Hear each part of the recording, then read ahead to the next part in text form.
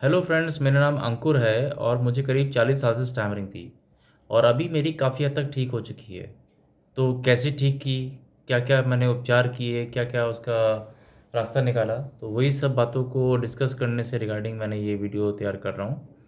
तो इसमें ये है कि पहले हमें अपने डर पे काम करना है। डर मतलब कि हमें किस किस बातों पे डर, उसकी लिस्ट हमें तैयार करनी पड़ेगी। डर में कि मुझे 100 लोगों से बात करने डर, मुझे 4 लोगों से बात करने डर, मुझे अपने बॉस से, अपने कंपनी में या कहीं पर भी, या टीचर से स्कूल में या कहीं पर भी बात करना डर। तो ये डर डर जो कहाँ कहाँ हो रहा है, कैसे कैसे लोगों से बात करके डर होता है, या ज़्यादा लोगों की से बातें करने में डर होता है, इस डर की लिस्ट बनाना ज़रूरी है।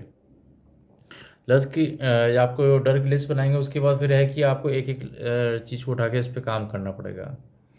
तो उसके लिए पहले आपको क्या होगा कि कुछ ब्रीदिंग एक्सरसाइज होती हैं, वो आपको फॉलो करनी पड़ेंगी, उनको एक्सरसाइज को आपको करना पड़ेगा। उस एक्सरसाइज में क्या होता है, उस एक्सरसाइज में गहरी सांस नाक से लेते हैं और मुंह से आप उसको, वो वॉवल्स होते हैं ए ई आई ओ यू, उनको आप गहरी सांस नाक से लेनी है और मुंह से उसको बोलते हुए छोड़ना है। जैसे करके दिखाता हूँ सैंपल। ए।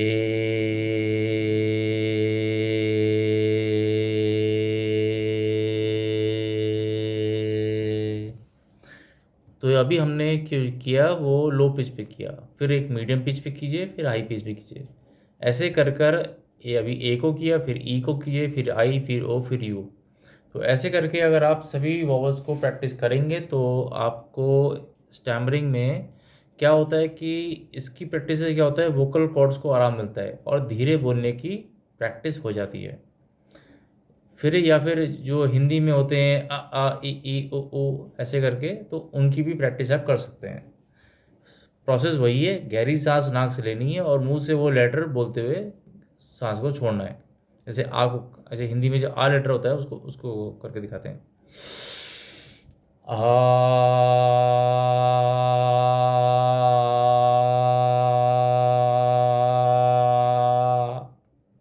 तो इसमें क्या है कि जितनी सांस आपने भरी है उतना कीजिए, उसको सांस को ज़्यादा खींचने का ट्राई मत कीजिए, मतलब जबरदस्ती मत कीजिए। जो नॉर्मल वे में हो रहा है, आराम से हो रहा है, उसी को कीजिए। तो उससे क्या होगा कि एक नॉर्मल स्वर में जब बात करते हैं तो एक सांस जब लेते हैं उसमें बोलते हैं।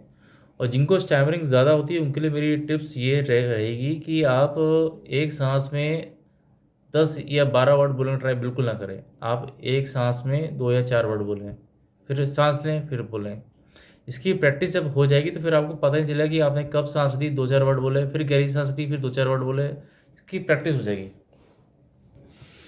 तो ये है, पहले आपने डर की लिस्ट बनाई, फिर आपने एक एक डर को उठा के उस पर काम किया। तो उसके लिए आपने पहले अपनी ब्रीदिंग एक्सरसाइज को करते रहना है। लोग कहते हैं कि सर मैं इसको कितनी बार करूं, कितनी बार का कोई हिसाब नहीं होता है।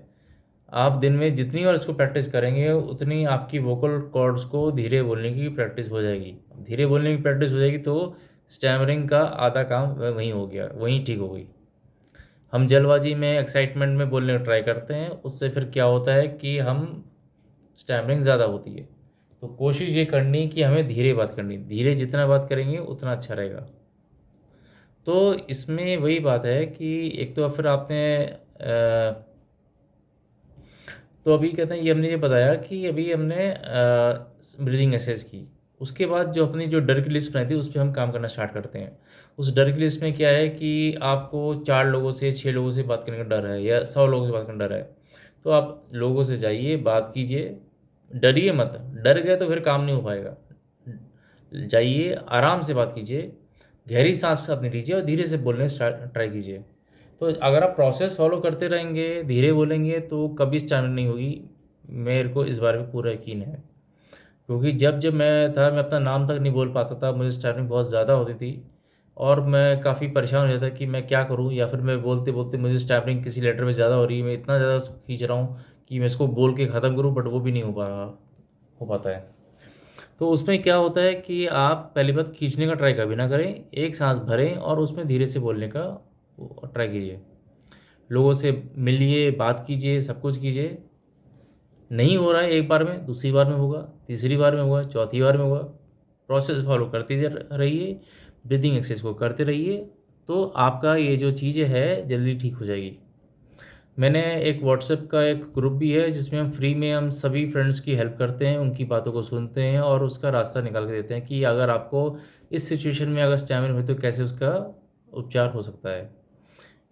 तो क्योंकि मैं एक एक्स स्टमर रह चुका हूँ, 40 साल से स्टैमरिंग थी, अभी पिछले 10-11 साल से काफ़ी हद तक ठीक है। जैसा कि आप देख पा रहे हैं, काफ़ी अच्छा बोल पा रहा हूँ। तो इसका रिज़ल्ट है जो मैंने प्रोसेस आपको बताया, उसको फ़ॉलो कीजिए, स्टैमरिंग जल्दी ठीक हो जाएगी।